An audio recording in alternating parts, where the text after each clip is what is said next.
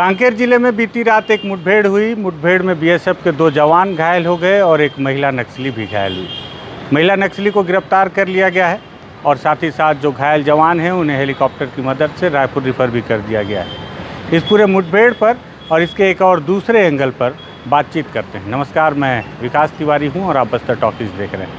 दरअसल कांकेर जिले के बड़गांव क्षेत्र में बीएसएफ की एक छोटी सी टीम माओवादियों के एकत्रित होने की सूचना पर निकली हुई थी और बीती रात जब इनकी टीम निकली तो देर रात इनकी आपस में मुठभेड़ भी हुई और काफ़ी देर तक जो मुठभेड़ चली, इस मुठभेड़ में बीएसएफ के 2 जवान घायल हो गए और साथ ही साथ जब माओवादी उस इलाके से पीछे हटे तो देखा गया कि एक महिला माओवादी भी वहाँ पर है जो वर्दी में है और घायल हो गई है।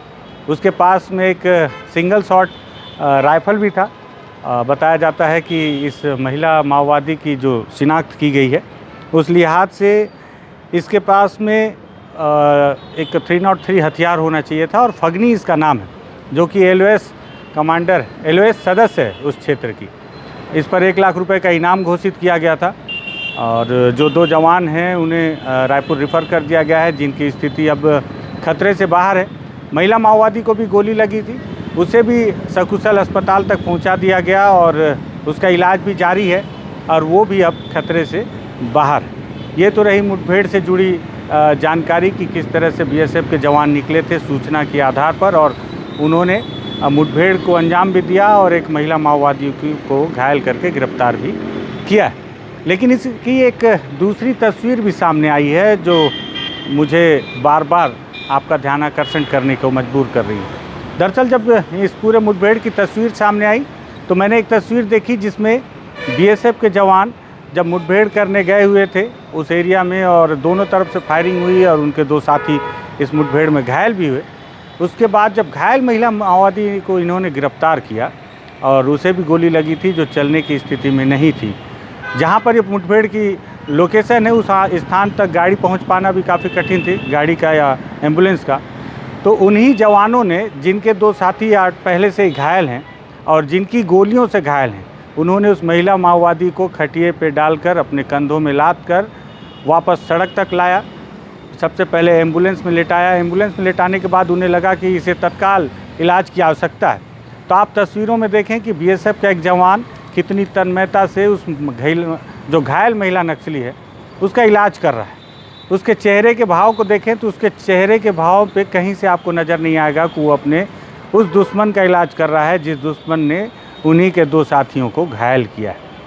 वो पूरी तन्मयता से इलाज कर रहा है और उसके साथ उसे जल्द से जल्द कांकेर के जिला अस्पताल तक पहुंचाया गया और उसके बाद ये भी बताया जा रहा है कि जब उस महिला माओवादी को खून की आवश्यकता पड़ी तो खून भी जवानों ने ही अपना निकाल कर उस महिला माओवादी के इलाज के लिए दिया है। ये इस मुठभेड़ का दूसरा पहलू है, दूसरा एंगल। अब आप सोचिए कि बस्तर में एक जंग चल रही है, विचारों की जंग चल रही है और बारूदों की जंग चल रही है जिसमें भारी मात्रा में बारूद लोहा खर्च किए जा रहे हैं, लेकिन हासिल कुछ नहीं हो रहा है। ये एक सुखद तस्वीर है। मुझे लगता है कि बस्तर में तैनात सभी जवान, बस्तर में जो काबिज जो माओवादी हैं, सभी के हाथों से अगर हथियार छोड़कर इसी तरह से दवाई के उपचार, कलम और अन्य सामान आ जाएं तो बस्तर के लिए कितना बेहतर होगा।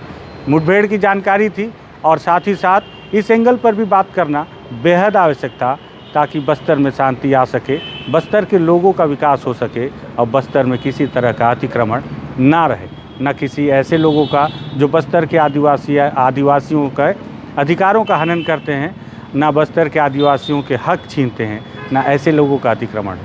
अतिक्रमण हो तो खुशियों का, अतिक्रमण हो तो विकास और समृद्धि का। अगर आपको लगे कि इस मुद्दे पर वाकई में बातचीत होनी चाहिए, जवानों से जुड़ी ये तस्वीर वाकई में काफ़ी सुखदायक है। जवानों के मन में किसी के लिए द्वेष भाव इसी तरह से नहीं होना चाहिए।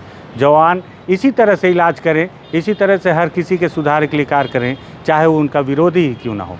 तभी बस्तर में सुख, चैन और समृद्धि आ सकती है। लगे इस पर बातचीत होनी चाहिए तो इस वीडियो को शेयर कर दीजिएगा, बस्तर टॉकीज़ को सब्सक्राइब कीजिएगा। धन्यवाद।